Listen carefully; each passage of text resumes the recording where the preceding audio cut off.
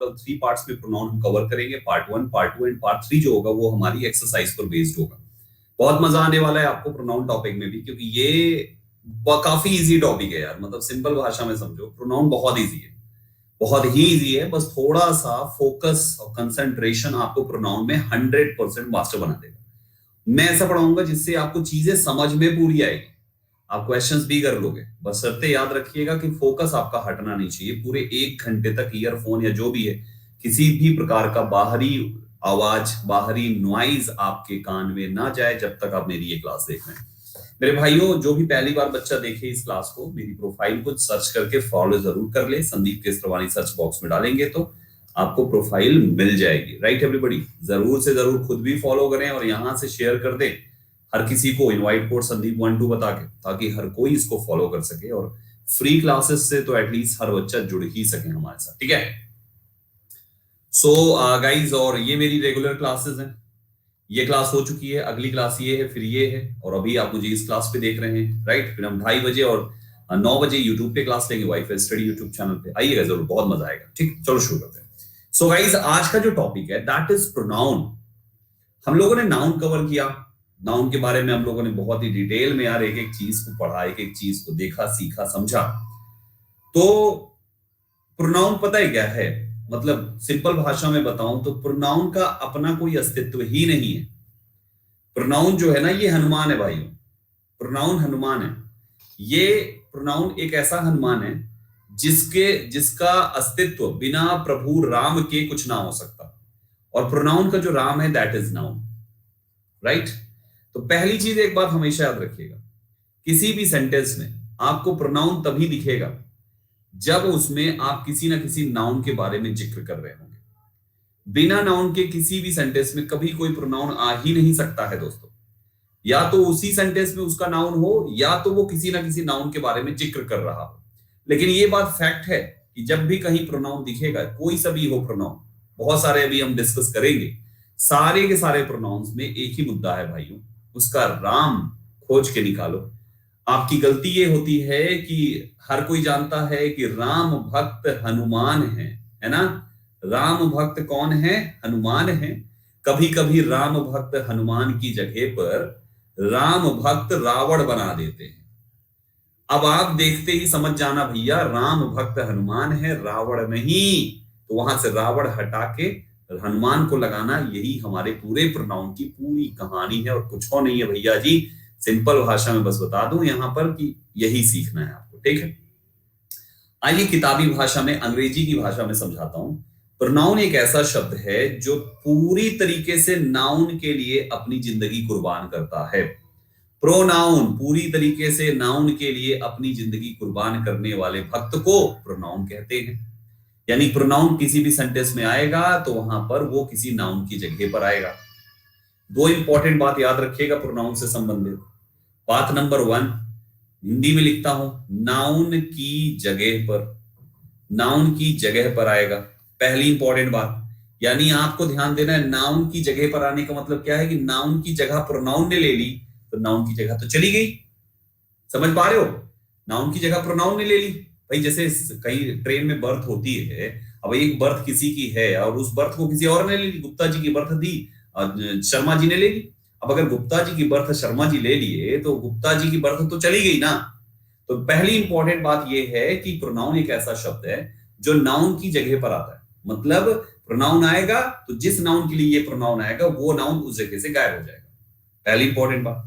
दूसरी इंपॉर्टेंट बात यह है प्रोनाउन को लेकर कि नाउन की जगह पर आ रहा है तो उसी नाउन के जैसा आना चाहिए। उसी नाउन के जैसा आना चाहिए का मतलब हो गया नाउन की जगह पर नाउन के जैसा।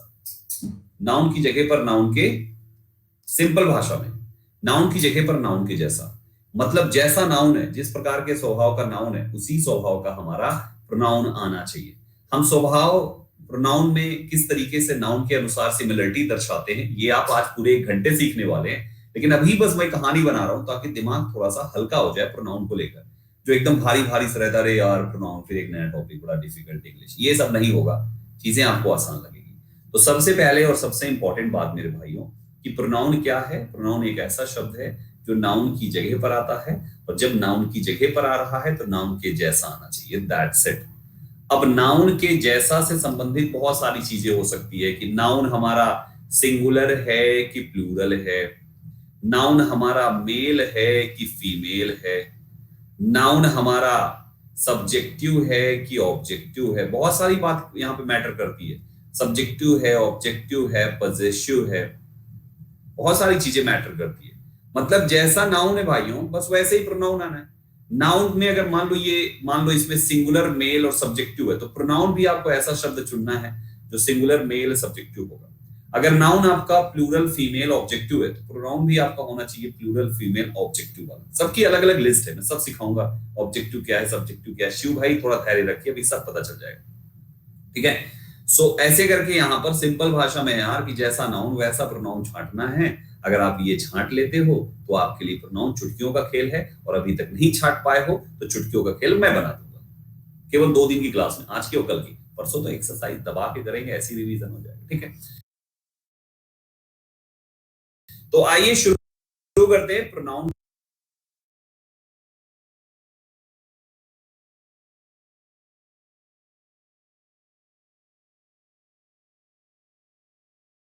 के चैप्टर के बारे में।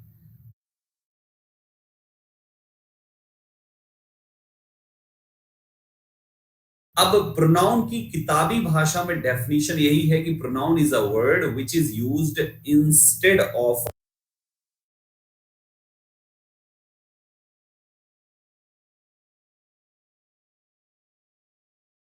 A noun, instead of a noun, noun की जगह पर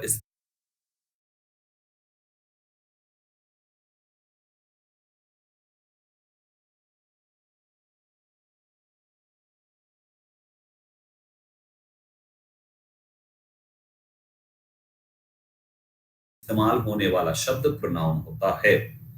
जैसे आपने कहा राहुल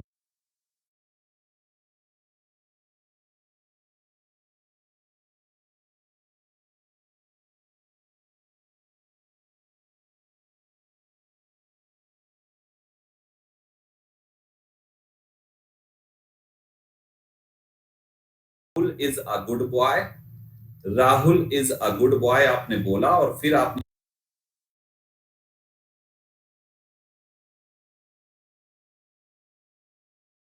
इसके आगे लिख दिया ही वॉक्स हार्ड।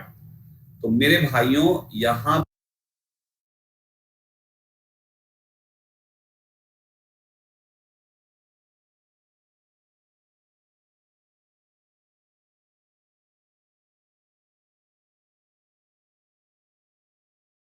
पर Rahul is a good boy, he walks hard में ही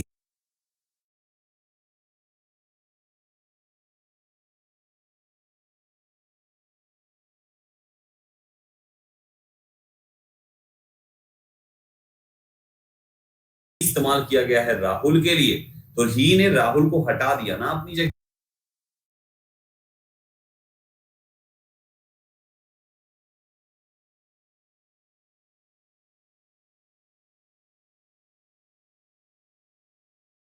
से। भाई आप चाहते तो ये भी लिख सकते थे Rahul is a good boy,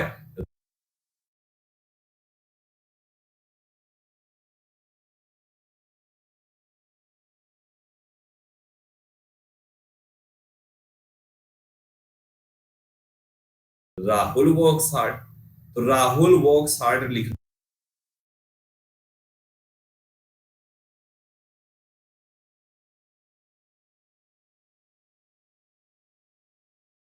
था, राहुल वर्क्स हार्ड की जगह पर राहुल को हटा के आपने ही लिख दिया।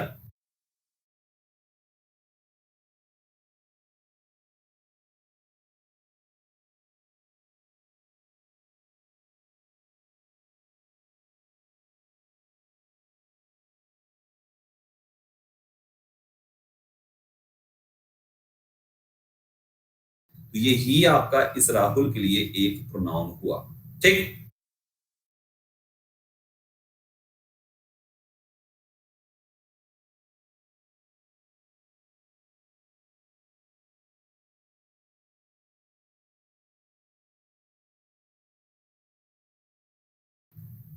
Now the question is Sandeep sir, हम अगर हम Rahul is a good boy और राहुल वर्क्स हार्ड ही लिखें तो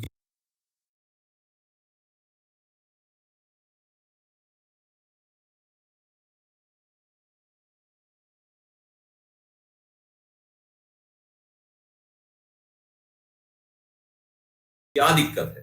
तो उसका आंसर ये है मेरे भाइयों, वहीं पर एक नया नियम आता है, न्यू रूल। वो ये कहता है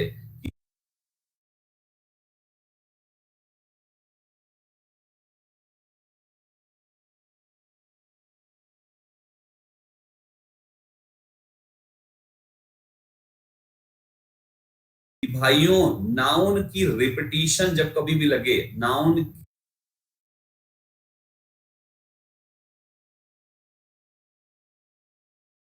की रिपीटिशन, रिपीट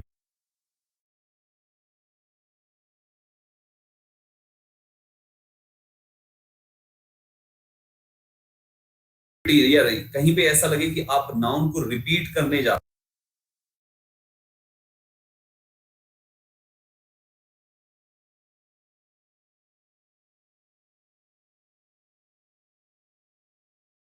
रहे हो, है ना, नाउन को रिपीट करने जा रहे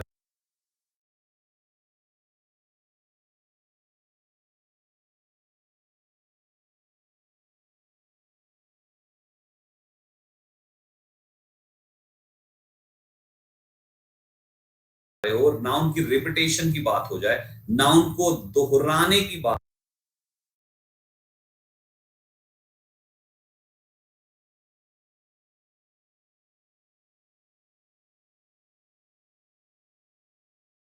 हो जाए, दोबारा लिखने की बात हो जाए, दोहराने की बात हो जाए, सिंपल भाषा में लिख दो, तो वहां पर कभी भी नाउन को दोहराया नहीं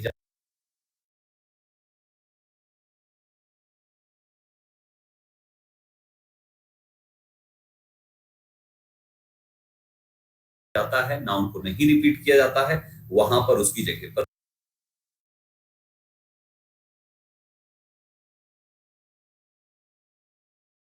प्रोनाउन लिखा जाता है। बस ये पॉइंट याद रखना, जब भी आपको लगे कि यहां पर ना, जो नाउन की आप बात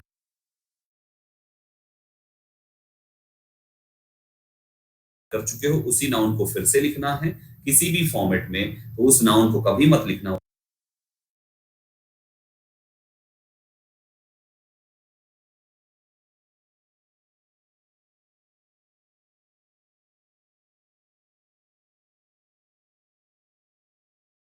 उसकी जगह पे प्रोनाउन ही लिखना, रिपीट नहीं होना, रिपीटेशन को रोकने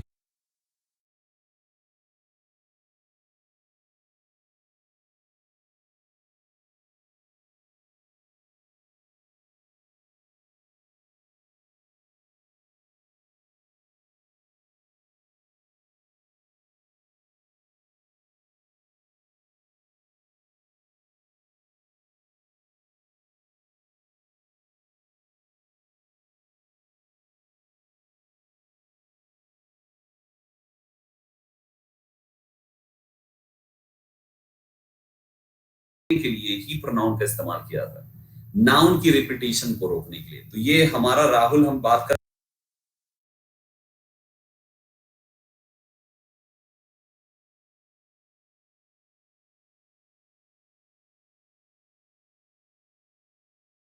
चुके थे, अब फिर से राहुल के बारे में ही बात करनी हुई, तो रिपीट हो जाएगा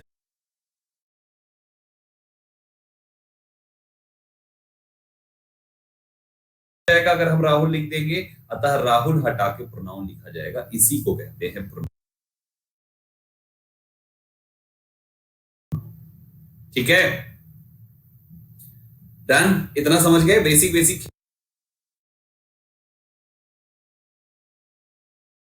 खेल रहे हैं अभी हम लोग, अभी मजेदार वाला खेल आने वाला है, बहुत मजा आने वाला है। डन हो गया इतना, ग्रेट।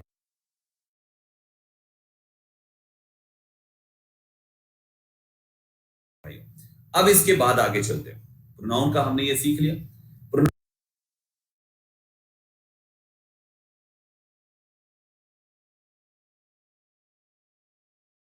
प्रोनाउन के बारे में इतना जानने के बाद ये आता है कि भाई प्रोनाउन कितने प्रकार के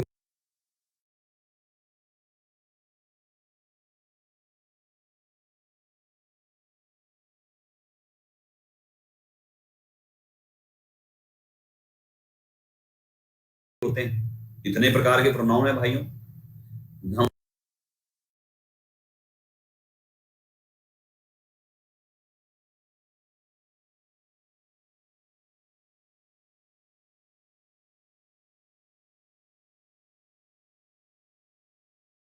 हमारे प्रोनाउंस इतने प्रकार, जैसे नाउन्स में आपने कितनी सारी बातें पढ़ी, उतने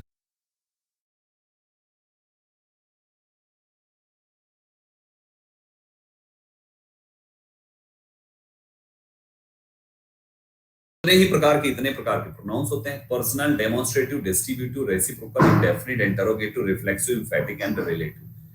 दुनिया में मैंने आपको जब नाउन पढ़ाया था तो मैंने कहा था दुनिया में जितनी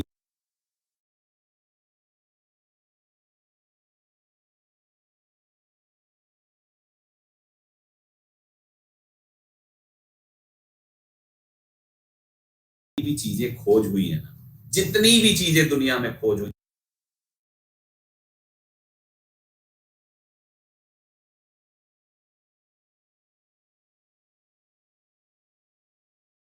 हैं, आज तक एक सुई से लेकर हवाई जहाज के बीच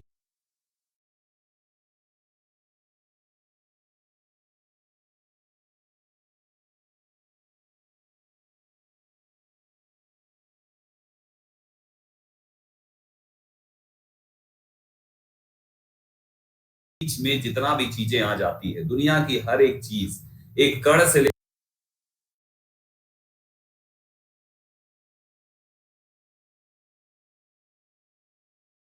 एक पहाड़ के बराबर हर एक चीज का कुछ ना कुछ नाम है और उसका एक नाउन है।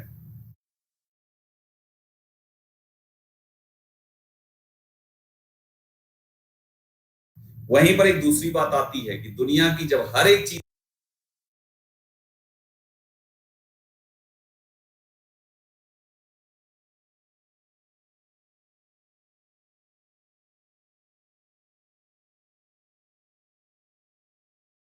को नाउन आप कहते हो, तो हर एक नाउन का अपना एक प्रोनाउन जरूर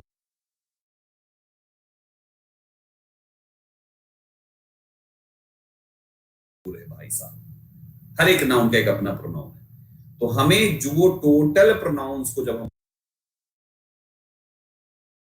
बांटेंगे तो ये हमारे सामने 9 रूप निकल के आते हैं। जैसे माता रानी के 9 रूप होते हैं ना, नवरात्रि में हम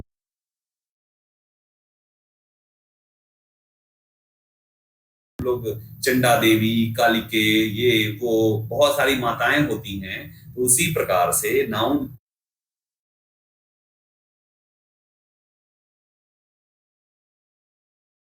प्रोनाउन के ये 9 रूप होते हैं जो हमारे सामने वन बाय वन लिखे हुए। ठीक,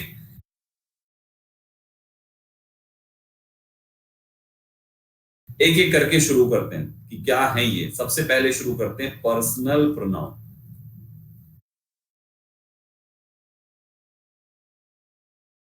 एक टेबल बनानी पड़ेगी, ठीक है, आपको टेबल एक बनानी पड़ेगी। चलिए बनाते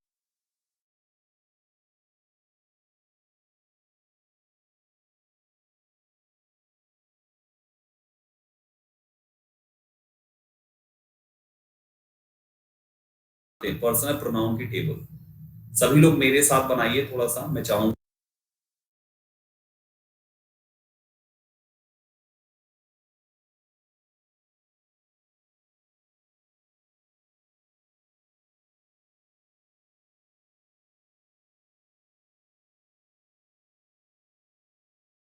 आप लोग तुरंत ड्रॉ करेंगे टेबल मेरे साथ। और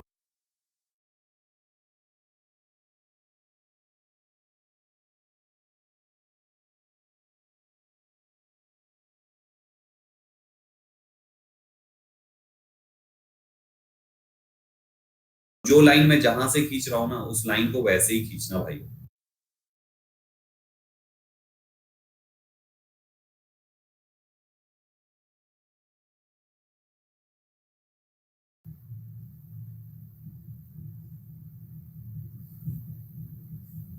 ये खींच दिया।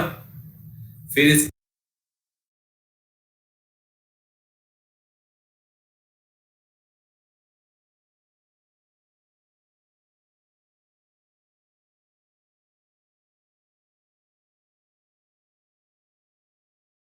बाद पहले वाली लाइन में यहां से खींचना है।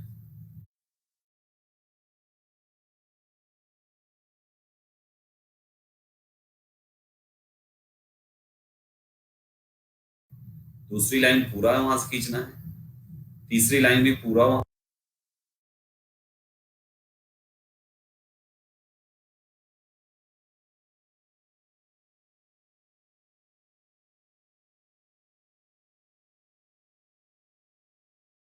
वहां से खींचना है, और चौथी लाइन से एक बॉक्स,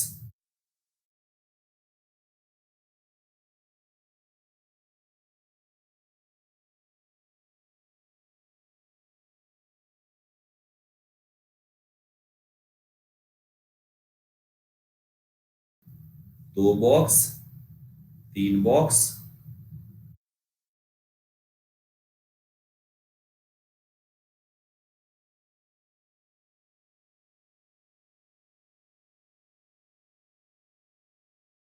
चार बॉक्स, पांच बॉक्स, टोटल 5 बॉक्सेस चाहिए।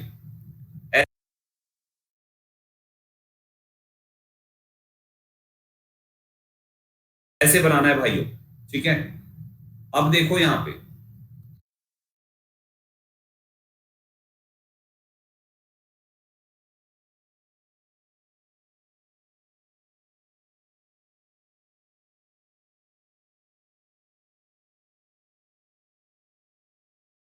हमें क्या करना है, यहां पे लिख दो पर्सन। अभी समझाता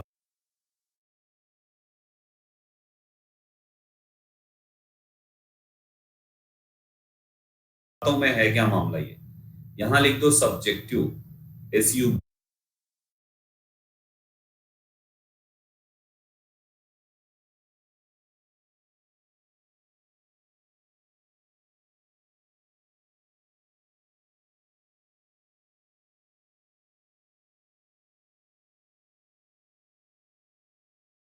VJECT, सब्जेक्ट लिख दो तब भी चल जाएगा।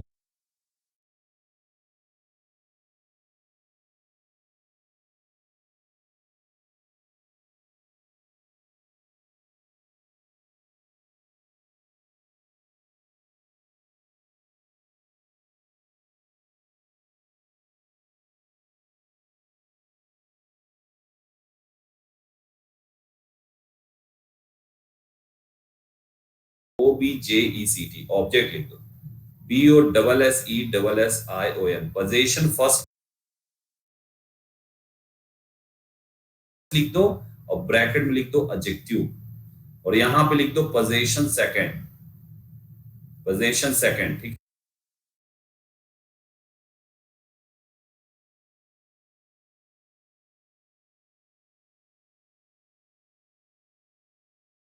है, और ब्रैकेट में लिख दो प्रोनाउन, ठीक।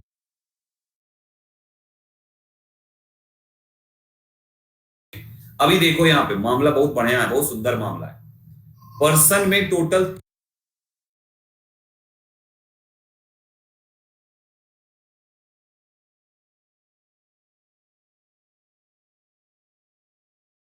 3 पर्सन होते हैं, first person, second person and third person. Total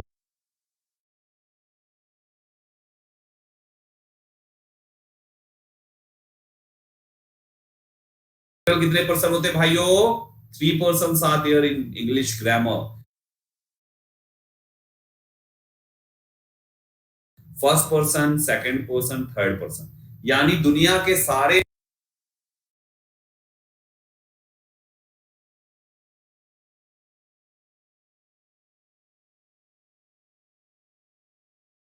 nouns, जितने भी लाखों करोड़ों अरबों खरबों सरबों मरबों, कितने भी मरबों करबों हो, सारे नाउन्स मिला के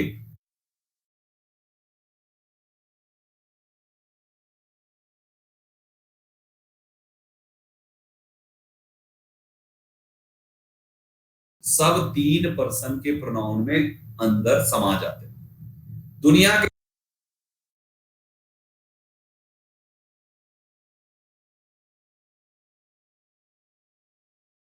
के सारे नाउन्स इन्हीं 3 पर्सन प्रोनाउन में समा जाते भाई साहब, जो अरबों करोड़ों खरबों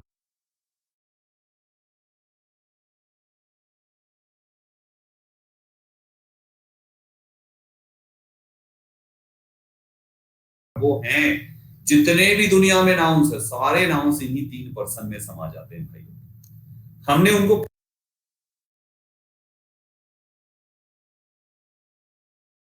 कैटेगरी वाइज बांट रखा है। कैसे? फर्स्ट पर्सन में हमारे जो प्रोनाउंस है दोस्तों, वो प्रोनाउंस है हमारे फर्स्ट पर्सन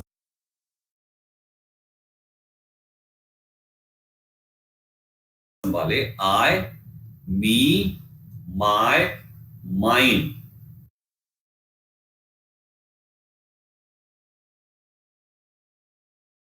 ये फर्स्ट पर्सन की पहली लाइन। एक और है फर्स्ट पर्सन में, वी, अस, आर,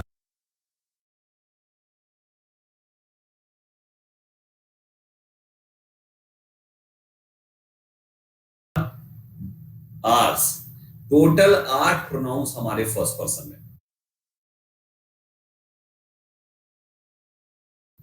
आय का मतलब क्या होता है? मैं। यानी जब कभी भी आप केवल खुद के बारे में बात करो, खुद के बारे में, केवल खुद के बारे में,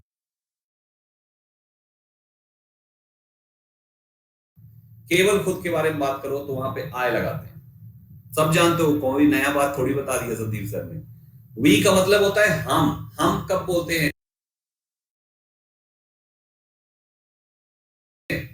जब आप किसी ग्रुप में खुद को भी शामिल करके किसी बात को करते हो।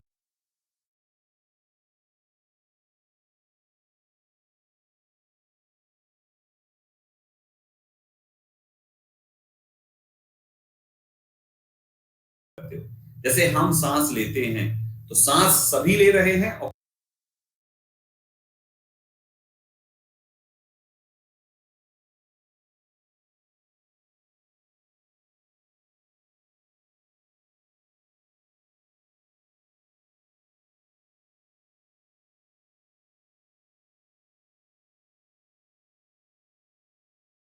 खुद को भी आपने उसमें इन्वॉल्व कर लिया, है ना।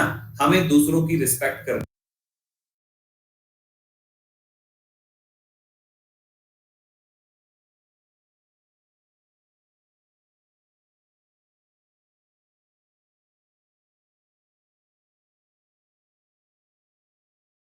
चाहिए, यानी सभी रिस्पेक्ट करें और मैं भी उसमें शामिल हो जाऊं, तो हमें दूसरों की, तो हम शब्द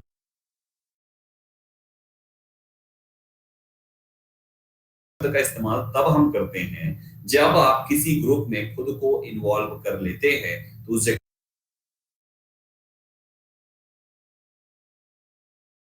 पर हम वी लगाते हैं। समझ रहे हैं? मैं दुनिया के सारे नाउन्स को समेट रहा हूं इसके अंदर। फिर यहां पर तीसरे नंबर पे आता है यू।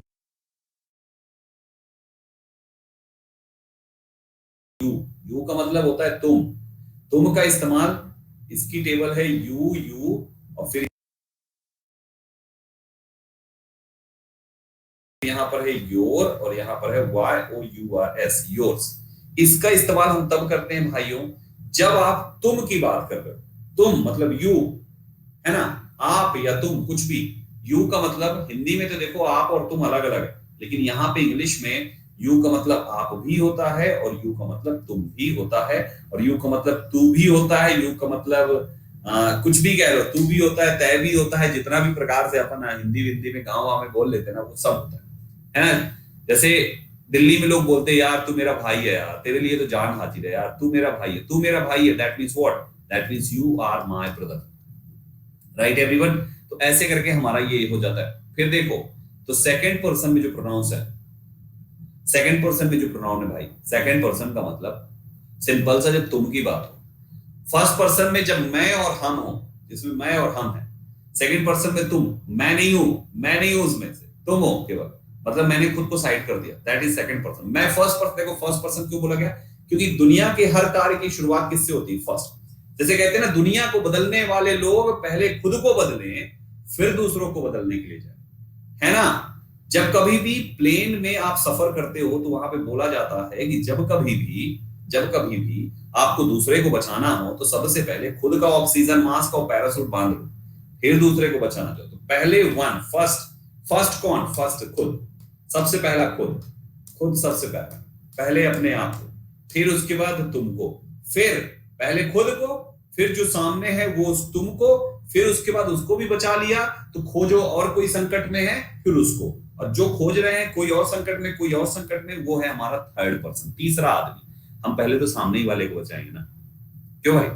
मान लो तुम कहीं जा रहे हो, नाव में जा रहे हो, अचानक जो है नाव में तुम्हारे परिवार जा रहा है, परिवार के 3 लोग शामिल हैं, बीवी, माँ और पत्नी। पत्नी बीवी तो एक ही हो गया, बीवी, बहन और माँ, ये 3 लोग नाव में शामिल है। अचानक तूफान आया नदी में और नाव पलट गई। अब नाव पलट गई तो बहाव ज्यादा था, तो एक माँ यहाँ है, पत्नी वहां है, बहन वहां है, हाँ जी। आप चिल्लाने लगे बचाओ बचाओ बचाओ बचाओ बचाओ, आप दूसरी नाव लेके वहां पहुंचे, तो आपको आपको सबसे पहले खुद की सीट बेल्ट बांधनी है, मतलब खुद का वो लाइफ जैकेट पहनना है। फिर आपको जो जो सबसे पहले मिलेगा उसे बचाओगे ना, या आप ये सोच के जाओगे कि मुझे पहले बीवी को बचाना है, अब सामने बहन डूब रही है तो नाव घुमा देगे, बहन तू हाथ मारती रहे पहले बीवी बचा लू, पहले रुक रुक बहन हाथ मारती रहे, ऐसे घूम के चले जाओगे? ऐसा करोगे क्या? या ऐसा करोगे कि तुम चले जा रहे हो चले जा रहे हो चले जा रहे हो, अचानक तुमने देखा कि ये तीन में से कोई एक डूब रहा है, तुमने सोचा था कि मुझे ना पहले माँ बचानी है, क्योंकि माँ एक होती है तो माँ पहले बचानी है, हाँ जी। तो तुमने ऐसे जैसे उस डूबते हुए हाथ को ऐसे पकड़ा, अब पकड़ के यूं उठाया तो वो माँ की जगह बीबी निकल गई, तो क्या तुम छोड़ दोगे कि नहीं मुझे पहले माँ बचानी है, ये बीबी निकल गई छोड़ो इसको, चलो माँ बचाते हैं पहले, ऐसे करोगे क्या? नहीं ना, जो पहले आएगा उसी को तो बचाओगे भाई, जो आ रहा है उसको बचा बचा के हाथ भरते जाओगे बोट में, ऐसे थोड़ी ना कि अरे बीबी निकल, बीबी बीबी छोड़ो छोड़ो छोड़ो बीबी छोड़ दिया बीबी को, ऐसे नहीं करोगे। तो वही चीज यहाँ पर है कि भैया पहले खुद, पता चले बचाने के खुद डूब गए वहां पे तो ऐसा नहीं है, लाइफ जैकेट खुद खुद पहले पहनो, फिर उसके बाद जो सामने आ जाए तो दैट इज तुम हमेशा सामने होता है, और फिर तीसरा खोजो अब कौन है, अब कौन अब कौन, तो तीसरे पर्सन में आते हैं हमारे ही, इसकी लिस्ट है ही हिम हिज हिज, फिर आता है शी, कोई लड़की हो उसको बचा लो, शी हर हर, और यहाँ पे हर्ष, टेबल याद रहनी चाहिए। फिर आता है दे, ढेर सारे लोग मिल जाए तो उनको बचा लो, दे देम देयर, एंड अंतिम में है देयर्स। फिर यहाँ पे लिखो इट, इट चिड़िया विड़िया मिल जाए उनको बचा लो, इट्स एपोस्ट्रॉफी मत लगाना, डायरेक्ट एस जुड़ेगा, ठीक है ना, यहाँ पे कुछ भी नहीं होगा, यहाँ होगा वन, यहाँ पे वन, यहाँ पे एपोस्ट्रॉफी एस लगेगा, वंस ऐसे वाला, ठीक है, और इसमें भी कुछ नहीं होगा। तो ये हमारे पास टोटल टेबल, हम इनको first person, second person, third person, दुनिया के सारे नाउन्स को तीन पर्सन के अंदर बांट लेते हैं। तुम कोई भी नाम ले लो, उसका प्रोनाउन इसी लिस्ट में है, कोई भी नाम ले लो, कोई भी नाम ले लो, उसका प्रोनाउन इसी लिस्ट में है। अब ये जो प्रोनाउंस किसी भी नाउन के लिए लिस्ट में है, वो हमारा या तो सब्जेक्टिव होगा, सब्जेक्टिव का मतलब जो सब्जेक्ट की जगह पे इस्तेमाल होता है, जिसके लिए आपको वर्ब यूज करनी पड़ती है, उसी को तो सब्जेक्टिव कहते हैं। दूसरा ऑब्जेक्टिव होता है, जो हम वर्ब के बाद यूज करते हैं, या जिस पर काम किया जाता है। मैं पढ़ा चुका हूं ये पहली क्लास में, इस बैच की पहली क्लास में यही सब डिस्कशन हुआ था। पोजीशन फर्स्ट जो है वो एक एडजेक्टिव का रोल प्ले करता है किसी भी सेंटेंस में, हम अभी इस पर रूल बताएंगे आपको, घबराइएगा नहीं। पोजीशन सेकंड प्रोनाउन का रोल प्ले करता है, इस पर भी हम रूल बताएंगे कि कैसे इन शब्दों का इस्तेमाल किया जाता। तो हमारा कंप्लीट टेबल जो है वो 3% 4 केसेस में बटा है। 4 केस क्या कहें, पोजीशन फर्स्ट सेकंड, पोजीशन ही तो है तो 3 ही केस कह लो, 3% 3 केस में बटा है, 3% first second third, 3 case subjective objective possessive, समझ गए? तो ये भाइयों हमारा यहाँ पर निकल के बात आई। फिर थोड़ा सा आगे बढ़ते हैं दोस्तों, तो एक एक करके इनके यूजेस पर बात करेंगे। देखो आय का मतलब मैं होता है, ये तो मुझे नहीं बताना ना कि आय का इस्तेमाल कैसे होता है, ये तो आप जानते हो ना, टेंस में पढ़ा भी तो होगा। आई मींस मैं, कहां पे आई के साथ एम लगते हैं, फिर हैव लगाते हैं, फिर आई के साथ वॉज लगाते हैं, वो सब आपको पढ़ा चुका हूं मैं, उसमें कुछ नया नहीं है, तो आप इसका यूज अच्छे से जानते हो। वी एक प्लूरल प्रोनाउन है, वी के साथ हैव, मतलब वी के साथ एक प्लूरल वर्ब का इस्तेमाल होता है, ये भी आप जानते हो, कुछ नया नहीं है इसमें। वी मतलब हम शब्द जब बोलना हो तो भी लगा दो, बात खत्म। यू का मतलब तुम होता है यार, जब कभी भी तुम शब्द खेलना हो तो यू लगा दो, ये भी एक प्लूरल शब्द है, प्लूरल वर्ब का इस्तेमाल होगा। अब यहाँ पे ही जो है वो पुरुष के लिए है, मेल कैटेगरी के लिए, पुरुष के लिए सिंगुलर होता है, सिंगुलर वर्ब के साथ आता है। शी फीमेल कैटेगरी के लिए, महिला के लिए सिंगुलर होता है, सिंगुलर वर्ब के साथ आता है। दे जो है वो प्लूरल है भाइयों, चाहे पुरुष के लिए लगाओ, चाहे महिला के लिए लगाओ, चाहे निर्जीव चीज के लिए लगाओ, दुनिया के किसी भी चीज के लिए लगाओ, दे लगाओ जब आपकी बात प्लूरल हो रही है ना। वन का मतलब और इट का मतलब क्या होता है, आइए इसके बारे में समझते हैं। तो सबसे पहले वन का यूज जान लीजिए कि आखिर हम वन का यूज कहां पे और कैसे करते हैं दोस्तों, ठीक है। देखिए वन जो शब्द है भाइयों, ये वन जो है यहाँ पर एक नहीं है इसकी मीनिंग, ये तो आपका 1 2 3 4 नहीं है, क्योंकि जो 1 2 3 4 5 6 में वन आता है उस वन का मतलब होता है एक, और उस एक का मतलब होता है दोस्तों वो एक एक एडजेक्टिव के जैसा रोल प्ले करता है। यहाँ पे वन का मतलब प्रोनाउन एज अ देखोगे तो क्या आएगा, वन का मतलब होता है कोई भी, कोई भी। जैसे हमें अपने पेरेंट्स की रिस्पेक्ट करनी चाहिए तो हम लिखते हैं we should respect our parents, we should respect, we should respect our parents, हम ये लिखें। या तो हम ये लिख दें कि one should respect, one should respect one's parents. दोनों का मतलब एक ही है दोस्तों, समझ रहे हो। We should respect our parents या one should respect our parents, दोनों में अंतर क्या है, कोई अंतर नहीं। एपोस्ट्रोफी वाला वंस लगेगा बेटा अमन चंद्रा। तो यहां पे आपको ये चीज यहां पे ऐसे करके काम करता है, ठीक है। मतलब जिसमें जिसमें जैसे we should respect our parents का मतलब हो गया कि दुनिया के हर बच्चे को अपने माँ बाप की इज्जत करनी चाहिए, ठीक है ना, दुनिया के हर बच्चे को। तो यहां पर one should respect our parents का मतलब भी वही है, हर किसी को अपने माँ बाप की रिस्पेक्ट करनी चाहिए। बात तो एक ही हुआ ना, है ना। बात क्या है दोनों का, दोनों के कहने का जो सेंस निकल के आ रहा है ना वो सेम है। एग्जाम में एरर कैसे आएगी, यहाँ पे अगर वी लिखा है तो वी का पजेसिव आर आएगा, और यहाँ पे वन लिखा है तो वन का पजेसिव वंस आएगा। गलती ये होगी कि वी है इधर हिज लिख देंगे या देयर लिख देंगे, यहाँ पे वन है तो इधर हिज लिख देंगे, देयर लिख देंगे, आर लिख देंगे, कुछ भी लिख देंगे, लेकिन वंस नहीं लिखेंगे। तो पजेसिव जो है ना टेबल में इधर वाली ये जो लिस्ट है ना, इसमें से कोई भी शब्द ले लो, ये शब्द तभी इस्तेमाल होंगे जब इनका बड़ा भाई सब्जेक्टिव सेंटेंस में दिया हुआ है। आय होगा तभी माय आएगा, अगर आय नहीं है तो माय नहीं आएगा। वी होगा तभी आर आएगा, वी नहीं है तो आर नहीं होगा। तो वैसे ही वहां पे वन था इसलिए हमने वंस का इस्तेमाल, मेरे भाइयों इसीलिए यहां पर वंस का इस्तेमाल किया गया है, क्योंकि पजेसिव एडजेक्टिव इस्तेमाल किया जाता। समझ गए, राइट एवरीबॉडी, समझ गए ना। क्या हो गया, क्यों झगड़ा कर रहे हो तुम लोग आपस में, फोकस करो यार, मेरी बात पे फोकस करो, कहां झगड़ा चल रहा है तुम लोगों का, हाँ? फोकस कहां चला गया, फोकस, समझ गए। एग्जाम्पल दी है ज्योति, हर सब्जेक्ट के साथ पजेसिव एडजेक्टिव। तो अभी मैं सब्जेक्ट सिखा रहा हूं ना, पजेसिव सिखाऊंगा तो फिर उसके बारे में बताऊंगा, चिंता मत करो, एक भी डाउट बचने नहीं दूंगा। आप अंतिम में क्लास के बाद पूछना कोई भी डाउट होगा तो, ठीक, लिखते चले जाओ अगर डाउट आता जाता है तो हमने यहां पर सब्जेक्टिव देखा कि भैया वन का मतलब भी यही होता है, वन की भी यही मीनिंग है ना। अब जैसे आपने कहा, क्लियर हो गया, वन का हमने देख लिया। फिर आगे चलते हैं दोस्तों, इट के यूज के बारे में बात करते हैं। वन क्लियर हो गया, अब आते हैं इट। इट का देखो कहां कहां यूज होता है। सबसे पहले इट का इस्तेमाल किया जाता है किसी भी जानवर के लिए।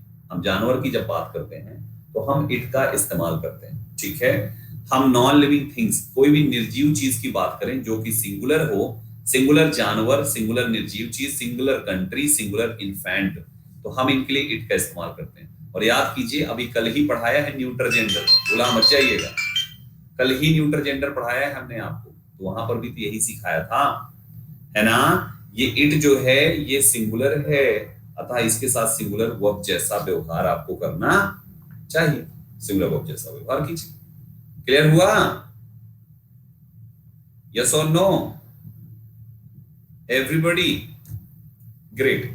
तो ये हो गया, जैसे India is my country, Bharat मेरा देश है। अब भारत मेरा देश है आपने लिखा, भारत मेरा देश है, तो भारत एक कंट्री का नाम हुआ ना। आप देखो उसके लिए इट का इस्तेमाल हुआ, it is becoming a super, right everybody. आपने कहा आई हैव अ पैरोट, मेरे पास एक तोता है, I have a parrot, it speaks well, it speaks well. तो हम वहां पर पैरोट के लिए क्या यूज किया, हमने इट का इस्तेमाल किया, it speaks well. Are you getting my point. तो आपके इनमें से किसी भी चीज के लिए इस्तेमाल करना हो तो आप वहां पर इट का इस्तेमाल करेंगे, पहली बात।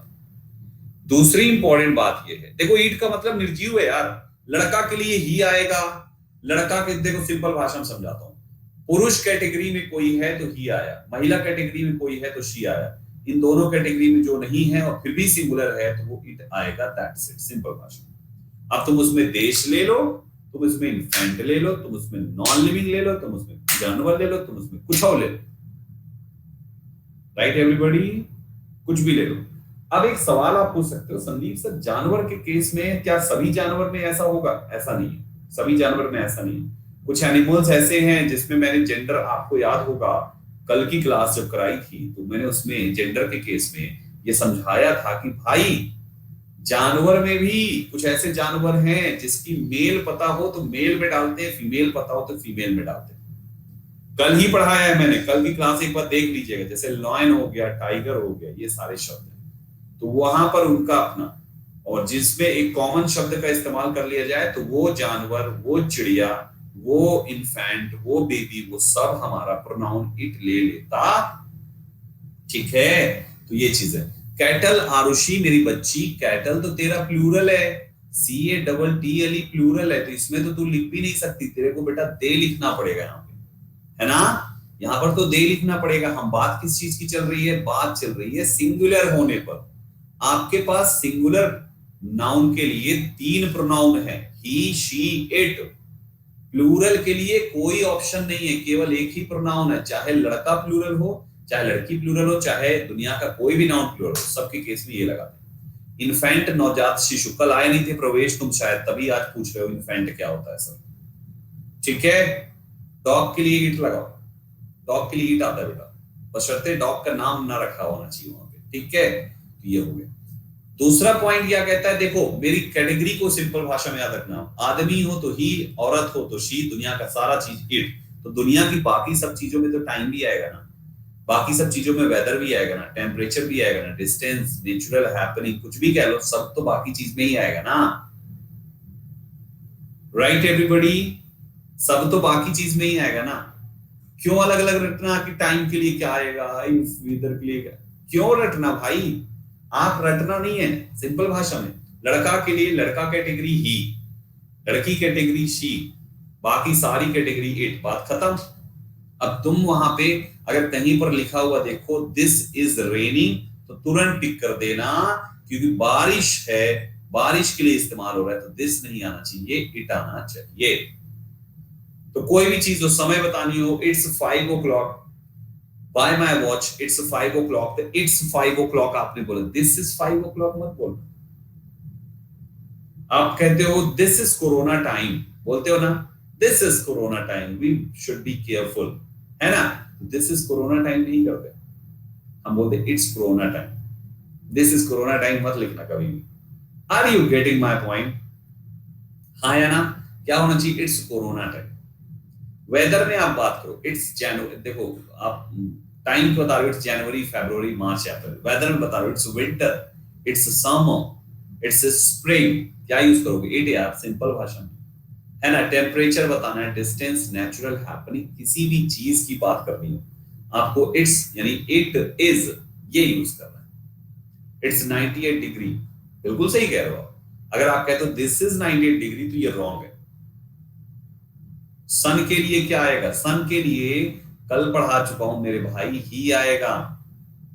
सन के लिए ही आएगा। विभा हमने पढ़ाया था ना, वो कैटेगरी वाइज पार्ट लेना। क्यों ही आएगा ये प्लीज आज मत पूछना, क्योंकि मैंने इस पर पूरी कुंडली खोल के रखी है, कल ही पढ़ाया। अगर आप लोगों ने नहीं देखा क्लास तो घबराने की जरूरत नहीं है, क्लास देख लो, सब समझ में आ जाएगा, एक एक बिंदा बिंदा बिंदु बिंदु समझ में आ जाएगा। Got it?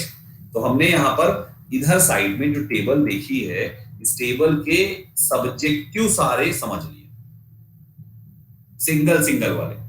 और कहां यूज होता है इन सब्जेक्टिव्स का, आइए और जानते हैं, और डिटेल में समझते हैं। पहला तो हमने अलग अलग सबको देख लिया कि आई का यूज कहां होता है, वी का कहां होता है ना, यू का कहां होता है, सबका अलग अलग देख लिया। अब आते हैं और ज्यादा डिटेल इसी पहले वाले के लिए कि और हम कहां पे होगा। ठीक है, आइए दोस्तों। तो पहला अगला रूल ये कहता है कि अगर आप सब्जेक्टिव का इस्तेमाल करें किसी सेंटेंस में, टोटल 3 पर्सन आपके पास थे। कौन कौन से पर्सन थे? पहला पर्सन था, दूसरा पर्सन था, तीसरा पर्सन था, 3 पर्सन थे। अगर ऐसा हो कि सेंटेंस में तीनों पर्सन के एक एक प्रोनाउन आ जाएं, तो हमेशा एक बात का ख्याल रखना, जब आपके सेंटेंस में अच्छी बात हो तो उसमें सबसे पहले सेकंड पर्सन को लिखना, फिर थर्ड, फिर पहले नंबर को, 2 3 1 लिखना। और जब कभी भी बुरी बात हो बुरी बात हो, बैड सेंस हो, तो हमेशा फर्स्ट पर्सन पहले, सेकंड पर्सन सेकंड में, या थर्ड पर्सन थर्ड। अब सवाल ये अच्छी बात बुरी बात का मतलब क्या है? घर में कभी भी आप देखो, महिलाएं जब खाना बनाती हैं, मम्मी लोग को देख लेना, कभी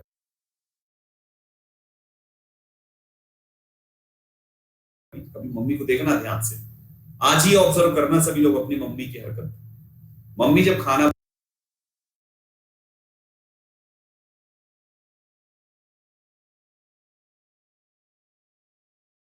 बनाती हैं, तो मान लीजिए घर में है, मम्मी है, पापा है और आप हो, तीन लोग हो टोटल, ठीक। मम्मी है, पापा है और आप हो, तीन लोग हो। तो मम्मी सबसे पहले जब खाना बनाएंगी तो सबसे पहले खाना बना के किसको देती है? उसको जो सामने होता है, या उसको जो कहीं गया हुआ है, या खुदे सबसे पहले खा लेती है सामने बैठा हो तब भी? क्या करती? सबसे पहले जो सामने होता है, सामने चाहे पापा हो चाहे आप हो, जो भी सामने होगा मां सबसे पहले उसको देंगी और बोलेंगी तुम्हें खाना खाना सो आ जाओ थाली लेके सो। तो तुम्हें का मतलब हो गया दैट इज यू, तुम्हारा सेकेंड पर्सन प्रोनाउन। फिर माँ फोन लगाएंगी, अगर तुम स्कूल में हो आने का इंतजार करेंगी, हस्बैंड जो है अगर कहीं से गए हैं आने वाले हैं तो उनका इंतजार करेंगी, खुद नहीं खाएंगी। यानी किसको खिलाती हैं? फिर तीसरे बंदे को खिलाती हैं, खुद तब खाती हैं जब सबको खिला लेती है, उसको कहते हैं आय। तो आय तो सबसे अंतिम में आया ना, फर्स्ट पर्सन। फर्स्ट पर्सन आया सबसे अंतिम में, सबसे पहले सामने वाले को खिलाया, फिर दूसरे जो और कोई आने वाला था उसका इंतजार किया, फिर खुद खाया। तो अच्छी बात हुई ना ऐसा, इसीलिए अच्छी बात के सेंस में हम 2 3 1 लगाते हैं।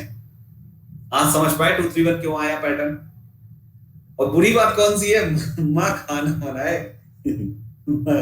माँ खाना बनाए, माँ खाना बनाने के बाद पता है क्या करे? पहले अपनी थाली निकाल ले, बोले जब देखो ये लड़के चचोरे रहते हैं, जीव खाए रहते हैं, जान निकाले रहते हैं, इनसे इनके लिए चाहे जितना कर दो बुढ़ापे में साथ तो देंगे नहीं। सब दुष्ट राक्षस बच्चे पैदा हो रहे हैं आजकल, भाड़ में जाए बच्चे। और पति लिपस्टिक मंगा मंगा के थक गई, लाता ही नहीं कमीना, और लेकर आता है तो 1.5 रुपया वाली लिपस्टिक लाया है।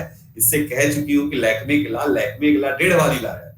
मास्क लगाती हूँ तो पूरा मास्क में छप जाता है, मास्क हटाने के बाद ऐसा लगता है कि कोई भूतिन हो। हेल्दी लिपस्टिक है, थोड़ा सा लिक्विड वाली लानी चाहिए जो परमानेंट हो जाती है, हटती नहीं है। तो ऐसे करके उससे भी खिसियाई बैठी है। तो माँ क्या कर रही है? खाना बनाई, पहले निकाल लिया, पहले खाना निकाल लिया। फिर दूसरे नंबर पे कौन खाया? जो उस खाने के पास था। फिर तीसरे नंबर पे कौन खाया? जो इधर उधर था बेचारा, अंतिम में आया। तो सबसे पहले कौन खाया? माँ बनाई खा गई। फिर तुमने खाया, फिर उसने खाया। इसलिए 1 2 3 को बुरी बात यानी बैड सेंस कहते हैं। बात समझ में आई तो बोलो यस। आप समझ गए ना ये गुड सेंस बैड सेंस क्यों गेम है इसका? ये यही गेम है भाई, बात है यही है। बस एक बात का ख्याल रखना, ये पूरा मुद्दा सिंगुलर के केस में है, प्लूरल के केस में नहीं है भाई। ये सिंगुलर के केस में है, प्लूरल वाला मत उठाना, ठीक। इनके एग्जांपल्स लिखो चलो। जैसे तुमने कहा you, he and I R found guilty. पहला सेंटेंस, मुझे इसी में एरर निकालनी पहले। अब पहले तो सेंटेंस को पढ़ो, क्या कह रहा है कि वो तुम मैं अपराधी पाए गए। ओ माय गॉड, अपराधी, हम लोग अपराधी हैं। बात कैसी होगी? बुरी बात, बुरी बुरी बुरी बात, गंदी गंदी गंदी बात, गंदी गंदी गंदी बात, गंदी बात हो गई। गंदी बात हुई नहीं। सीक्वेंस क्या होना चाहिए? 1 2 3। 1 2 3 में सबसे पहले 1 चाहिए था, तुमने 1 तो सबसे अंतिम में लगाए बैठे हो। 1 लेके जाओ पहले, आई, फिर 2 लगाओ, यू, फिर लगाओ 3 एंड ही आर फाउंड। दूसरी तीसरी इंपॉर्टेंट बात सुनो, कुछ बच्चे क्या करते हैं, नजदीक वाले के हिसाब से वर्ब लगाने की कोशिश करते हैं। नहीं, तुम्हारे ये 3 है भाई, 3 दैट मींस प्लूरल है, वर्ब तुम्हारी प्लूरल ही आएगी। चाहे यहाँ पे ही आए चाहे इस जगह पे आए, वर्ब तुम्हारी प्लूरल ही आएगी, ठीक। दूसरा एग्जांपल देखो,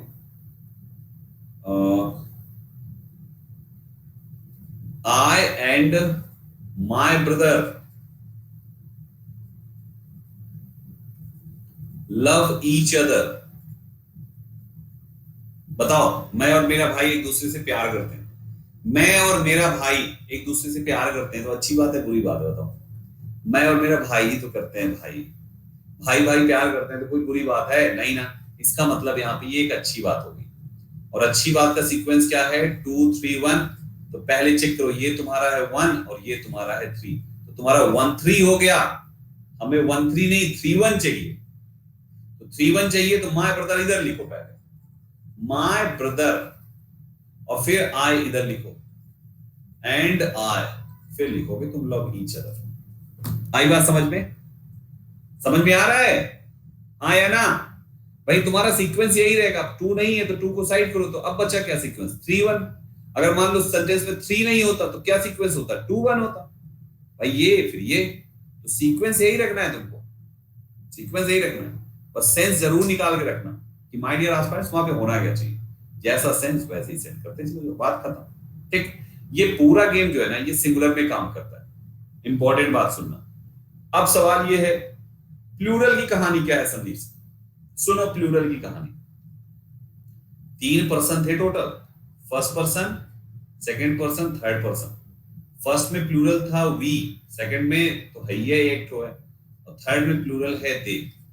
राइट, ये 3 पर्सन। अगर प्लूरल की कहानी बने कभी भी किसी सेंटेंस में, बात अच्छी हो चाहे बुरी, बात अच्छी हो चाहे बुरी, सीक्वेंस हमेशा 1 2 3 ही रहता।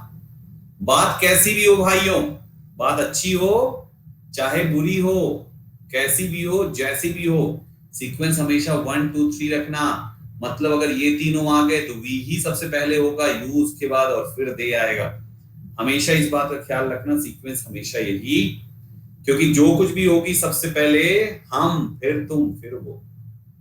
आपने कहानी सुनी होगी, एक गाना भी सुना होगा, हम तुम एक कमरे में बंद हो, हम तुम एक कमरे में बंद हो, और चाबी खो जाए। तो पहले हम बंद हो फिर तुम बंद हो। तो हम फिर तुम, अब चाबी खो गई तो वे आएंगे दरवाजा खोलने, समझे? हम बंद हो फिर तुम बंद हो। जब हम तुम कमरे में बंद हो, कहानी में गाने में तो ये थोड़ी ना है तुम हम एक कमरे में बंद हो, बोलने तो ये भी बोल सकता था ना, लेकिन उसने नहीं बोला। उसने क्या बोला? हम तुम एक कमरे में बंद हो, हम तुम, हम दैट इज वी, तुम दैट इज यू, हम तुम एक कमरे में बंद हो और पापा आ जाएं तो क्या होगा भाइयों? फिर वहां पे पापा जो है, पापा इज थर्ड पर्सन, फिर वो चाबी से खोलेंगे। तो भाइयों यहाँ पे तीसरा, इसलिए सीक्वेंस याद रखना कि ये जब भी ऐसी कंडीशन होगी प्लूरल के केस में, प्लूरल के केस में हमेशा याद रखना, you have to use your first person pronoun first, then second person pronoun, and then third person pronoun. You have only 3 pronouns यार in plural condition. आपके पास ऑप्शन नहीं है प्लूरल में। सिंगुलर में ऑप्शन है, कभी ही तो कभी शी, हाँ जी, कभी ही तो कभी शी, कभी इट, कुछ भी ले लो, उसमें बहुत नाटक है। बट माय डियर व्यूअर्स, यहाँ पर प्लूरल में ऑप्शन है नहीं, एक ही ऑप्शन, मतलब हर तीनों में एक है, एक है, इसमें भी एक है, इसमें भी एक है, इसमें भी है। बाकी इसके साथ जो आय है वो सिंगुलर, भाई आय मतलब मैं अकेला ही तो होऊंगा ना, और बाकी इसमें जितना ही शी इट वन चारों सिंगुलर है भाई, और इसमें तो दूसरा है ही नहीं, है ही केवल, तो इसलिए प्लूरल भी है। एक एग्जांपल लिखो इसका, अगर लिखना हो तो ऐसे लिख लो, यू, अरे सही सेंटेंस लिख देता हूं, we you and they, we you and they, अब आगे कुछ भी बना दो, are childhood friends, childhood friends, हम तुम और वो बचपन के दोस्त हो। तो माय डियर आसपान, राइट एवरीबॉडी, तो यहां पर आपके सामने ये पार्ट बन जाता है, right. In this way first person का ये कॉन्सेप्ट जहां पे हम उनके सीक्वेंस को सेट करते हैं, उम्मीद करता हूं आपको मैंने समझा लिया। थोड़ा सा आगे बढ़ते हैं दोस्तों, फिर अगला पॉइंट आता है कि subjective after verb to be. एक नया नाटक आ गया भाइयों, subjective after verb to be का मतलब क्या है? सब्जेक्टिव केस ये जितने भी थे अभी लिस्ट वाली, I we you they he she it one, इनको वर्ब टू बी के बाद भी लगाते हैं। मतलब क्या ये वर्ब टू बी क्या है? सिंपल भाषा में समझाऊं, 5 हेल्पिंग को याद कर लो तुम, इज, एम, आर, वॉज, वर, ये 5 हेल्पिंग जो है ना भाइयों, ये आपकी वर्ब टू बीज है। हम बी क्यों कहते हैं? क्योंकि इन पांचों के बाद मेन वर्ब की आईएनजी फॉर्म आती है, right everybody? See a verb to be is an, और इनके बाद जब आप प्रोनाउन लिखोगे तो वो प्रोनाउन सब्जेक्टिव का होना चाहिए।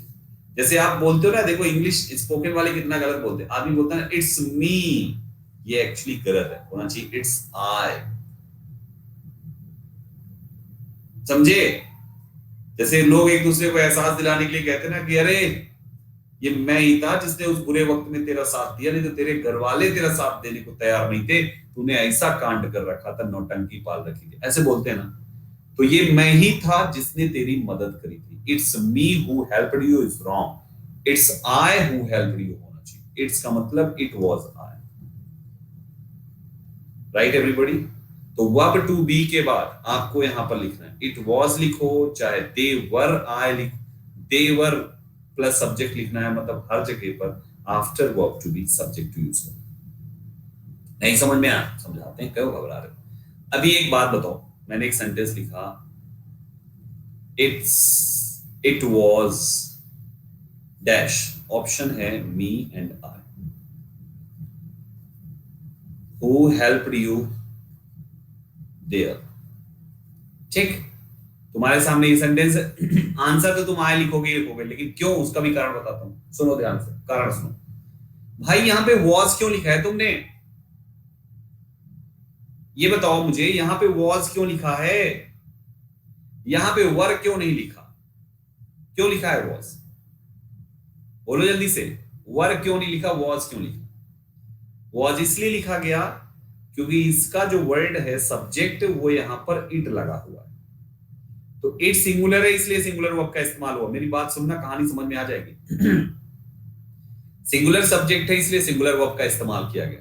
ठीक, सिंगुलर सब्जेक्ट है इसलिए सिंगुलर वर्ब का इस्तेमाल किया गया। ओके संदीप सर, आप कहते हैं तो मान लेते हैं, सिंगुलर सब्जेक्ट इसलिए सिंगुलर वर्ब का इस्तेमाल किया गया। ठीक है, नाउ माय क्वेश्चन इज, अगर ही लिखा होता तब वॉज लगाते कि वर लगाते?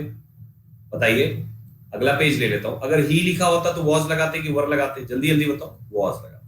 शी लिखा होता तो वॉज लगाते कि वर लगाते? शी लिखा होता तो वॉज लगाते। क्या बात है। अच्छा, ही लिखा है तो वॉज लगाते। अगर हिम लिखा होता तो, हिम लिखा होता तो हिम लिखा होता तो वॉज लगाते कि वर लगाते?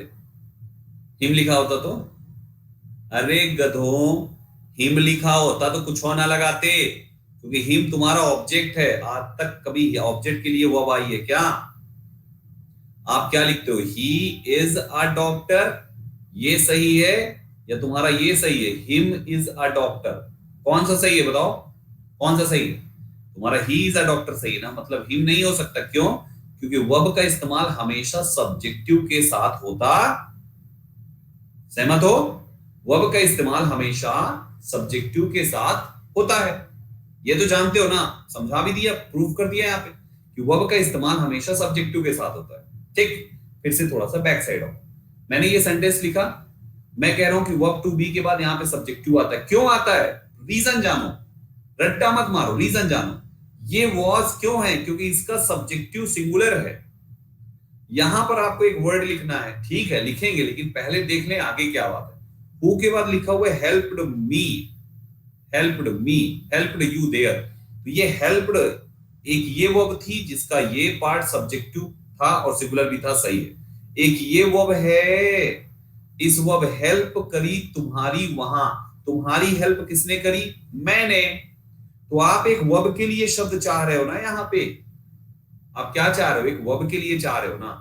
जैसे अभी आगे का एग्जांपल दिया कि वर्ब के लिए चाहिए था तो सब्जेक्टिव लगाया, वर्ब के लिए चाहिए था तो सब्जेक्टिव लगाया, वैसे ही वर्ब के लिए चाहिए तो सब्जेक्टिव ही तो लगाओगे। यही कारण है कि यहाँ पे आय आया। कहानी दोनों तरफ से बनती है, चाहे वर्ब का सब्जेक्टिव बना लो, चाहे वर्ब टू बी के बाद सब्जेक्टिव लगा दो। कहने का वही मतलब है, कान ऐसे पकड़ो चाहे घुमा के पकड़ो, बात तो कान पकड़ने की है। समझ गए?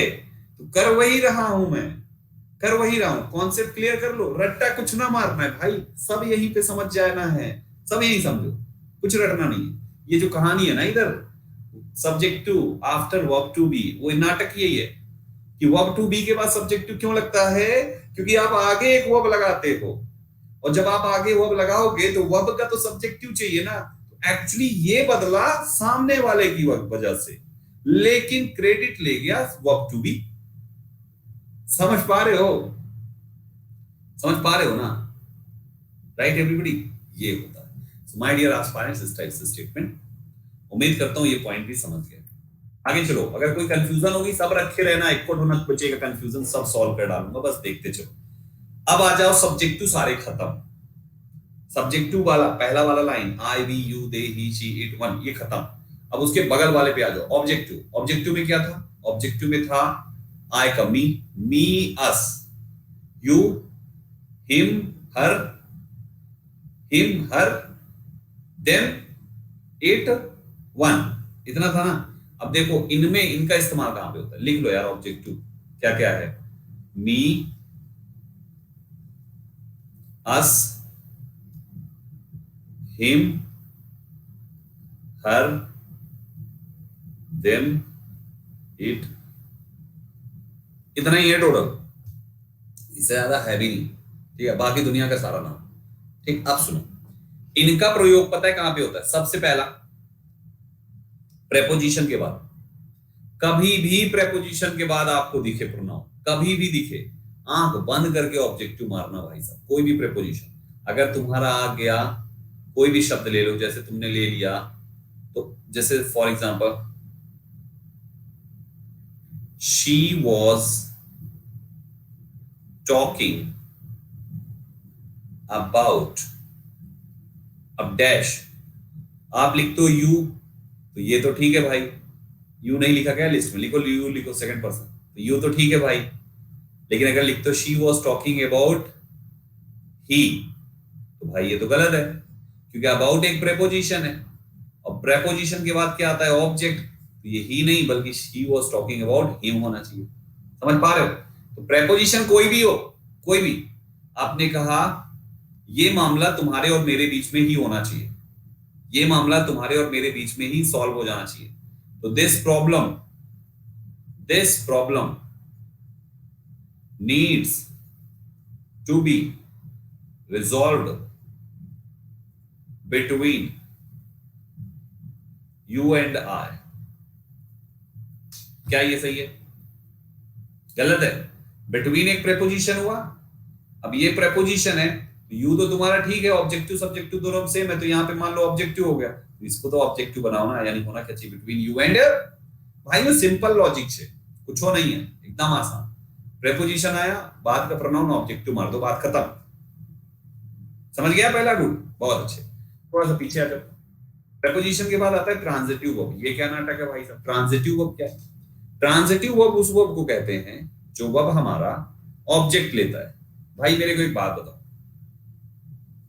he gave me an apple, सुनना ध्यान से, ये सेंटेंस लिखा, भाई ट्रांजिटिव वर्ब के बाद ऑब्जेक्ट आता है, इसका मतलब ये हुआ कि वर्ब के बाद ऑब्जेक्ट आता है। भाई subject plus verb plus object construction बनाते हो, तो ऑब्जेक्ट किसके साथ आता है? हर वर्ब के साथ तो नहीं आता, लेकिन जिस वर्ब के साथ अगर आता है तो उसके बाद ही तो लगेगा ऑब्जेक्ट। ऑब्जेक्ट कहां लगेगा? तो ये तुम्हारी जो मी है ना, he gave me an apple, आप क्या लिख सकते हो? क्या he gave I an apple? नहीं, क्यों? क्योंकि सब्जेक्ट वर्ब ऑब्जेक्ट, तो बाद वाला वर्ब के ऑब्जेक्ट ही होता है। ये कोई नया रूल नहीं है, ये कुछ नया नहीं है, ये तो वही पुराना घिसा पिटा जो पढ़ाया है हमने आपको टेंस, वही है। एक नया जबरदस्ती रूल बन के बैठा था बुक में, कर दिया पोस्टमार्टम इसका। तो भाइयों, वर्ब के बाद ऑब्जेक्ट आता है, किताब में लिखा है ट्रांजिटिव वर्ब के बाद, मैं कहता हूं वर्ब के बाद अगर आएगा तो ऑब्जेक्टिव आएगा, नहीं आएगा तो नहीं आएगा, बात खत्म भाई। आएगा तो ऑब्जेक्टिव आएगा, नहीं आएगा तो नहीं आएगा। क्यों? क्योंकि वर्ब के बाद ऑब्जेक्ट आता ही है। चाहे ट्रांजिटिव याद करो चाहे ना करो, कोई फर्क नहीं पड़ेगा, वर्ब के बाद ऑब्जेक्ट आता है, ये तुमको पूरा टेंस में रटा चुका हूं, रटे नहीं हो क्या? सब्जेक्ट हेल्पिंग ऑफ रूल भुला दिए, main verb object complement rule याद आया, कंस्ट्रक्शन, वर्ब के बाद तो ऑब्जेक्ट ही आएगा ना। Are you getting my point? Got my point? यही तो पढ़ाया पूरे टेंस में, 12 के 12 टेंस, यही तो रटाया कब से। अब तुम्हारा ये ऑब्जेक्ट क्यों है? क्योंकि ये ट्रांजिटिव वर्ब है। अगर ये ट्रांजिटिव वर्ब नहीं है, इंट्रांजिटिव वर्ब है, तो भैया ऑब्जेक्ट नहीं आएगा। तो इसका यहाँ पे कोई लेना देना नहीं है। ट्रांजिटिव इंट्रांजिटिव शब्द का इस जगह पर कोई लेना देना नहीं। ये जगह ये लेना देना तुमको वर्ब में होगा। अभी सिंपल में वर्ब के बाद ऑब्जेक्ट आता है, बात खत्म। अब वर्ब कौन सी है ये यहाँ पे जरूरत भी नहीं है, जो चीज अभी चल रहा है प्रोनाउन में इसका जरूरत जरूर। फिर हमने कहा ना ट्रांजिटिव इंट्रांजिटिव सोनाक्षी अभी मत पूछो, क्योंकि इसकी यहाँ पे जरूरत नहीं है। ये वर्ब का टॉपिक वर्ब में पढ़ाऊंगा। अभी प्रोनाउन चल रहा है, प्रोनाउन में इतना ही सीखो, वर्ब के बाद ऑब्जेक्ट आता है। और ये कोई संदीप सर नया रूल नहीं बताए, इस पर 4 क्लास दिए हुए टेंस में। टेंस देखे होगे तो ये रटा होगा। ठीक, 3 शब्द और है, एक है लाइक, दूसरा है बट और तीसरा है एक्सेप्ट। मैं हमेशा जब कभी भी कोई भी सेशन लेता हूँ स्पॉटिंग एरर का, तो हम हमेशा लाइक और एज में कई बार हमने आपको डिफरेंस बताया। लाइक का मतलब होता है के जैसा, पसंद नहीं। यहाँ पर लाइक मतलब पसंद नहीं है भाई। लाइक बट एक्सेप्ट एक प्रेपोजिशन के जैसे तीनों इस्तेमाल होंगे। तो उस कंडीशन में लाइक का मतलब होता है के जैसा। इसका एग्जांपल देखो, जैसे आपने कहा life is like a tree. अब ये लाइफ इज वर्ब हो गया, तो प्रीपोजिशन के बाद जो शब्द लिखा है तुमने, ये हमारा ऑब्जेक्ट है। मामला ये है कि ये नाउन है। नाउन में नहीं समझ में आ रहा है कि ऑब्जेक्ट है कि सब्जेक्ट, क्योंकि नाउन तो दोनों में सेम रहता है। तो एक प्रोनाउन पे देखो,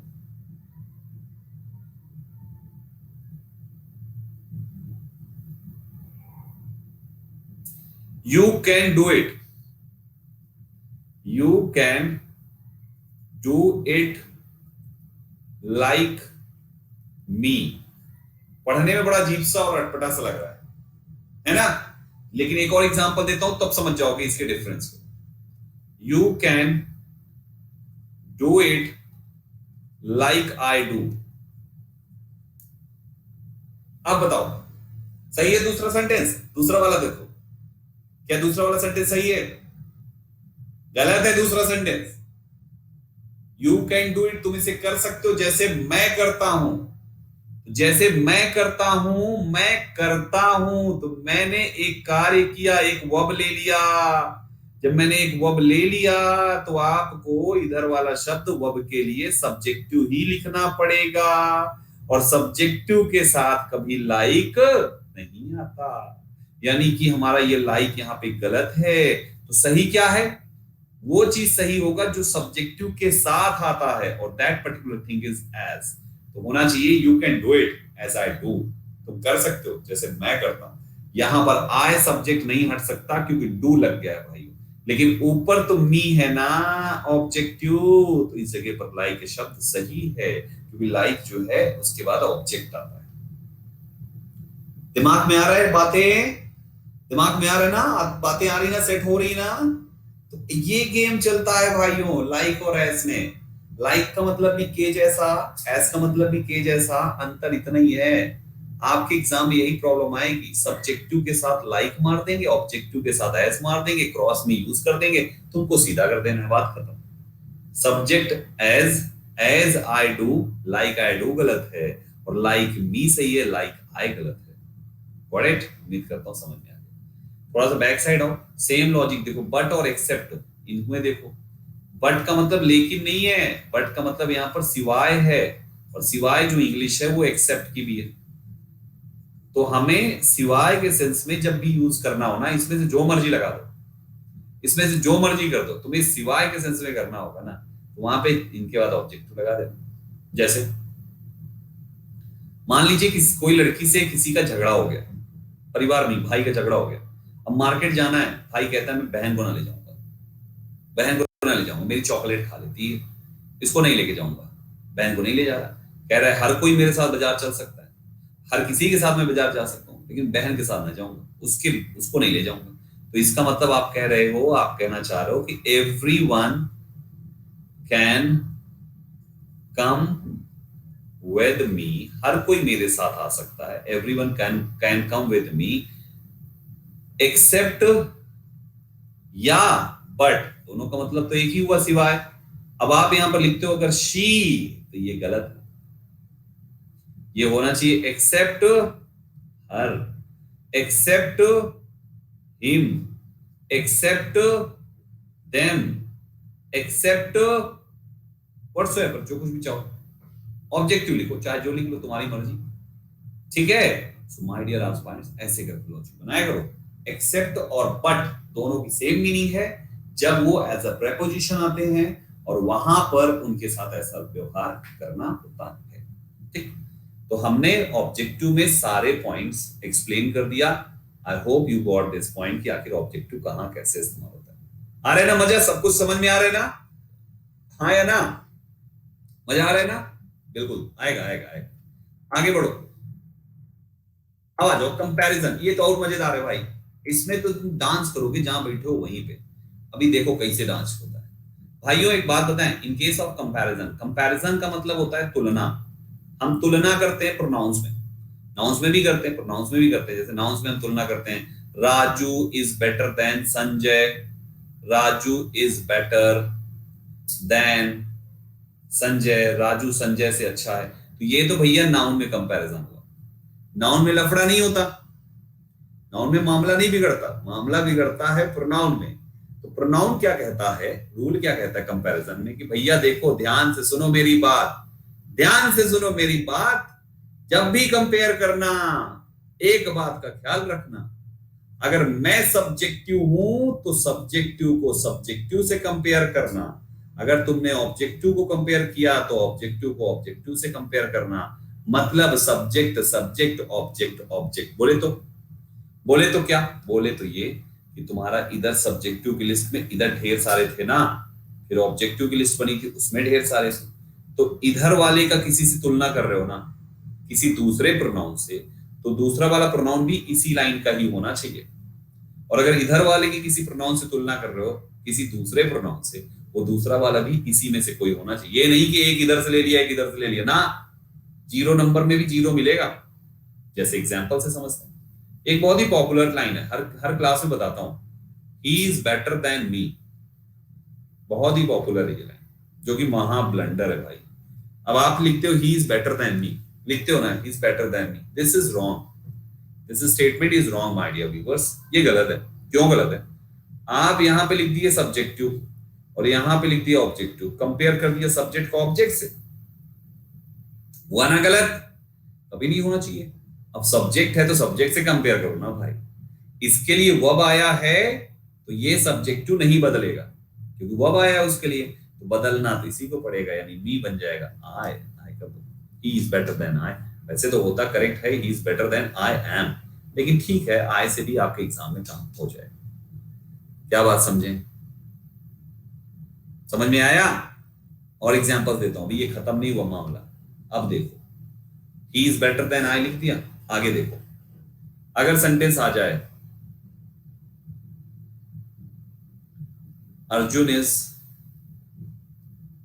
इज टॉलर देन मी,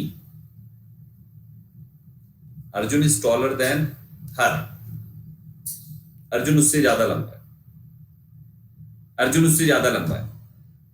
इधर साइड अर्जुन, वर्ब के पहले लिखा है तो सब्जेक्टिव ही होगा यार, तो इधर भी सब्जेक्टिव करो, हर क्यों लिखा है, यहां पर शी लिख दो।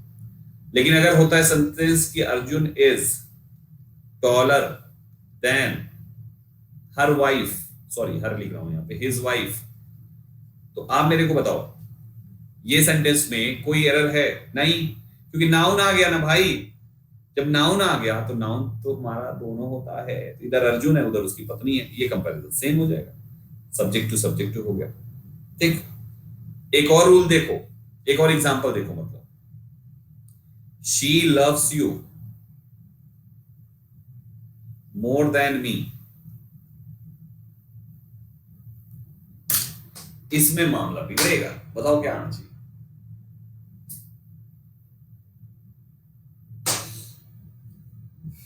मुझे पता था तुम सब आए बोलोगे।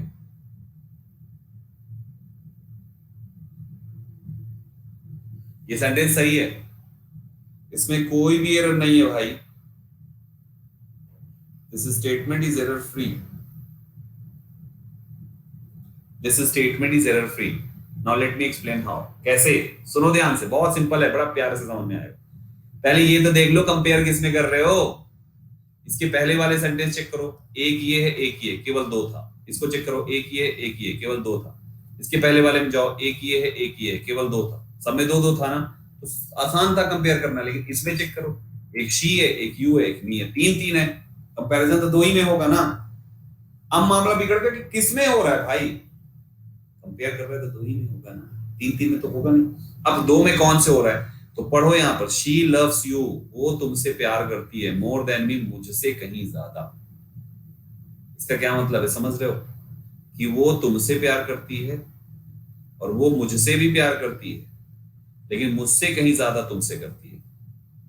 तो कंपैरिजन में शी अकेली दोनों को प्यार कर रही है ना। दो बच्चे हैं उसके, एक बेटा एक बेटी है, आपस में वो कह रहा है, एक बेटा कह रहा है कि पता है माँ ना तुझे ज्यादा प्यार करती है, तू उसकी बेटी है ना, बड़ी बेटी है, बेटी को प्यार ज्यादा मिलता है। तो ये बेटा कह रहा है कि माँ ना तुझे ज्यादा प्यार करती है, मुझे करती है लेकिन मेरे से कहीं ज्यादा, मोर देन मी, मेरे से ज्यादा तुम्हें शी लव्स। तो कंपेयर इसमें हुआ ना। अब वब के बाद लिखे हो यू, तो वब के बाद आएगा तो ऑब्जेक्ट हुआ, तो इधर भी तो ऑब्जेक्ट चाहिए, इसका मतलब ये पार्ट सही था। दूसरा रूल, यहां पर तुम मी की जगह पर अगर आई डू भी लिखोगे ना तब भी सही है। अब पढ़ो, आई डू लिखोगे तब भी सही है, अगर आई डू लिखोगे तब भी सही है। क्यों, कैसे? My dear viewers, I do में क्या होगा, सेंटेंस पढ़ो, शी लव्स यू, शी तुमसे प्यार करती है, मोर देन आई डू, मेरे से कहीं, मोर देन आई डू, मोर मोर कहीं ज्यादा, आई डू जितना मैं करता हूं, आई डू मैं करता हूं उससे कहीं मोर शी लव्स यू। इसका मतलब ये हो गया कि यू को प्यार दो लोग करते हैं, एक शी लव्स और दूसरा आई लव, दो कर रहे हैं ना। तो आपके प्यार करने वाले एक ये हो गया एक ये हो गया, तो तुलना इनमें हो गई ना भाई। जब ये शी सब्जेक्ट है तो भी तो सब्जेक्ट, वर्ब तो लगाओगे, आई होना चाहिए, ठीक है। तो ये रहा मेरे भाइयों आपके लिए बड़ा स्पेशल सा क्वेश्चन। क्लास के और भी रूल्स हैं इसमें, लेकिन आज नहीं, अगली क्लास में डिस्कस करूंगा यहाँ से। इसके बाद से सारी स्लाइड अगली क्लास में डिस्कस होगी, अच्छे से तैयार करके आना, बहुत मजा आएगा आपको, ठीक है। आई होप आज की क्लास से आपको सब कुछ समझ में आया होगा। और लाइक दे दो यार, फटाफट सारे लोग लाइक दे दो, ठीक है। और प्रोफाइल फॉलो कर लो जो फर्स्ट टाइम हो, संदीप के सरवानी सर्च बॉक्स में डालो, सबसे पहले मिलेगा यार, बढ़िया कोट पैंट पहनी हुई सुंदर सी फोटो। लाइक करो, शेयर करो, फॉलो करो और शेयर करो सबके साथ, इनवाइट कोड बताओ, सभी को ज्वाइन करो, सबको अनअकैडमी पे ज्वाइन करो, सब्सक्रिप्शन दिलाओ सबको, ठीक है। संदीप 1-2 ये कोड लगवाओ, संदीप 1-2 संदीप 1-2 संदीप 1-2, हर एक बच्चा लगवाओ, सबको ज्वाइन करो यार। अच्छा एक वो चीज यार, जो ऑफर था ना, वो ऑफर आज खत्म हो रहा है, आज रात 12 बजे खत्म हो रहा है, पता है हमारे पास तो यही अपडेट है। आज रात 12 बजे जो एक साल की वैलिडिटी पर 2 महीना एक्स्ट्रा और 2 साल की वैलिडिटी पर 4 महीना एक्स्ट्रा था, वो आज खत्म, आज से खत्म, 28 तारीख रात 12 बजे खत्म। तो अगर कोई है अभी भी मौका है, उसे ज्वाइन करो, राइट एवरीबॉडी, उसको ज्वाइन करा दो। कोड लिख लो सब लोग फटाफट यार, मेरा कोड लिखो, संदीप 12 SANDEEP 12 संदीप 12, ठीक है, बिना स्पेस के लगाओ, ठीक। चलो दोस्तों अगली क्लास में मिलता हूं, बाय बाय।